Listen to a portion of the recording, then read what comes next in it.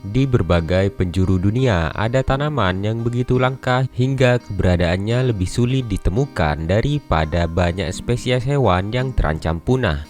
Sebagian hanya tumbuh di satu gunung, satu pulau, bahkan ada yang selama bertahun-tahun diyakini telah punah sebelum akhirnya ditemukan kembali secara tidak sengaja. Kelangkaan mereka bukan hanya disebabkan oleh perubahan iklim, tetapi juga perusakan habitat, kebakaran hutan, spesies invasif hingga aktivitas manusia. Setiap tanaman dalam daftar ini memiliki kisah unik sekaligus menjadi pengingat betapa rapuhnya keanekaragaman hayati di bumi. Sebelum kita mulai, jangan lupa klik tombol subscribe agar tidak ketinggalan video-video menarik lainnya tentang fakta dunia, sains, sejarah, dan misteri yang jarang dibahas. Yang pertama ada Middle Mist Red, bunga yang hanya tersisa di dua tempat. Banyak orang mengira anggrek atau mawar hitam adalah bunga paling langka di dunia. Namun gelar tersebut justru sering diberikan kepada Middle Mist Red. Tanaman ini berasal dari Tiongkok dan pertama kali dibawa ke Inggris pada awal abad ke-19 oleh seorang ahli tanaman bernama John Middle Mist.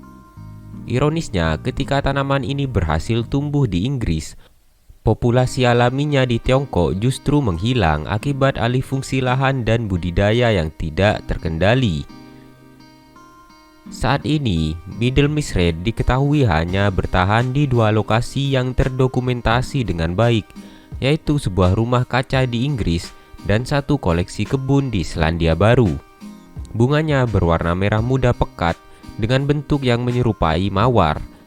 Karena sangat jarang berbunga dan sulit diperbanyak, tanaman ini menjadi salah satu koleksi botani paling berharga di dunia.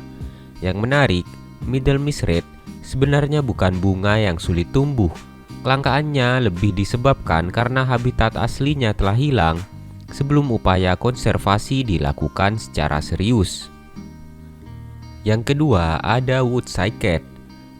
Bayangkan ada sebuah spesies tanaman yang seluruh anggotanya adalah jantan. Itulah kisah Wood Cycad, salah satu tanaman paling misterius di dunia. Tanaman ini ditemukan di Afrika Selatan pada tahun 1895. Setelah ditemukan, para ilmuwan mencari populasi lainnya, tetapi hasilnya nihil. Semua tanaman yang pernah ditemukan ternyata memiliki jenis kelamin jantan. Masalahnya, tanpa individu betina, tanaman ini tidak dapat berkembang biak secara alami melalui biji. Seluruh Wood Cycad yang masih hidup saat ini merupakan hasil perbanyakan vegetatif dari tanaman asli yang ditemukan lebih dari 1 abad lalu. Dengan kata lain, seluruh individu yang ada sekarang sebenarnya kloning dari satu tanaman yang sama. Hingga kini, para peneliti masih berharap suatu hari nanti menemukan individu betina yang mungkin tersembunyi di alam liar. Namun, setelah lebih dari 100 tahun pencarian, harapan itu semakin kecil. Karena alasan tersebut, Wood Cycad sering disebut sebagai tanaman paling kesepian di dunia. Yang ketiga ada Pennantia baileysiana. Jika Wood Cycad terkenal karena tidak memiliki betina, maka yang satu ini pernah mencapai kondisi yang lebih ekstrim. Pada pertengahan abad ke-20, para ilmuwan hanya menemukan satu pohon Pennantia baileysiana yang masih hidup di sebuah pulau kecil di lepas pantai Selandia Baru. Selama bertahun-tahun, satu-satunya harapan spesies ini bergantung pada pohon tersebut.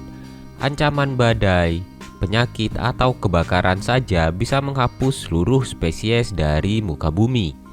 Beruntung, para ahli botani berhasil memperbanyak melalui teknik stek dan kultur tanaman. Kini jumlahnya memang telah bertambah, tetapi semua individu tersebut berasal dari satu pohon yang sama. Akibatnya, keragaman genetiknya sangat rendah sehingga spesies ini tetap dianggap sangat rentan terhadap perubahan lingkungan maupun penyakit baru. Kisah Pennantia baileysiana menunjukkan bahwa satu tanaman saja terkadang cukup untuk menyelamatkan sebuah spesies dari kepunahan total. Selanjutnya ada Rafflesia speciosa. Saat mendengar nama Rafflesia, banyak orang langsung teringat bunga bangkai dari Indonesia. Namun, satu spesies yang paling langka justru adalah Rafflesia speciosa dari Filipina. Tanaman ini tidak memiliki batang, daun maupun akar seperti tumbuhan biasa. Hampir seluruh hidupnya berlangsung sebagai parasit di dalam jaringan tanaman inang. Bunga raksasanya hanya muncul beberapa hari sebelum akhirnya layu. Karena siklus hidupnya yang sangat singkat, para peneliti seringkali datang terlambat dan hanya menemukan bunga yang sudah membusuk. Selain itu, Rafflesia hanya bisa tumbuh jika tanaman inangnya tetap sehat. Ketika hutan ditebang, bukan hanya Rafflesia yang hilang, tetapi juga seluruh ekosistem yang mendukung kehidupannya. Inilah alasan mengapa konservasi Rafflesia jauh lebih rumit dibandingkan banyak tanaman lainnya. Yang terakhir ada Hibiscadelphus woodii, kembali setelah dianggap punah. Selama puluhan tahun, Hibiscadelphus woodii dianggap telah punah. Tanaman identik Hawaii ini terakhir kali terlihat pada tahun 1970-an. Para ilmuwan telah berulang kali melakukan survei, tetapi tidak menemukan satupun individu yang masih hidup. Namun pada tahun 2019, sebuah drone yang digunakan untuk memetakan tebing curam secara tidak sengaja menangkap gambar pohon yang tampak berbeda dari vegetasi di sekitarnya. Setelah dilakukan pemeriksaan lebih lanjut, ternyata pohon tersebut Hibiscadelphus woodii yang selama ini dicari. Penemuan itu menjadi kabar menggembirakan bagi dunia konservasi karena membuktikan bahwa spesies yang dianggap punah belum tentu benar-benar hilang. Meski demikian, jumlah individunya tetap sangat sedikit dan berada di lokasi yang sulit dijangkau. Para ilmuwan kini berusaha memperbanyak tanaman tersebut sebelum bencana alam atau penyakit kembali mengancam keberadaannya. Kelima tanaman ini mengajarkan satu hal. Kepunahan tidak selalu terjadi secara tiba-tiba. Seringkali prosesnya berlangsung perlahan.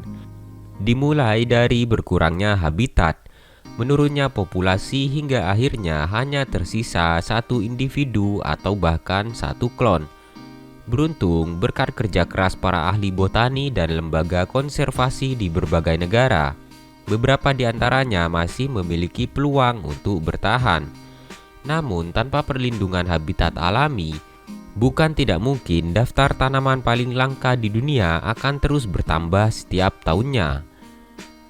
Menurut kalian, tanaman mana yang kisahnya paling mengejutkan?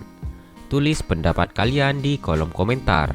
Jangan lupa like, subscribe, dan aktifkan lonceng notifikasi agar tidak ketinggalan video menarik lainnya. Sampai jumpa di video yang berikutnya.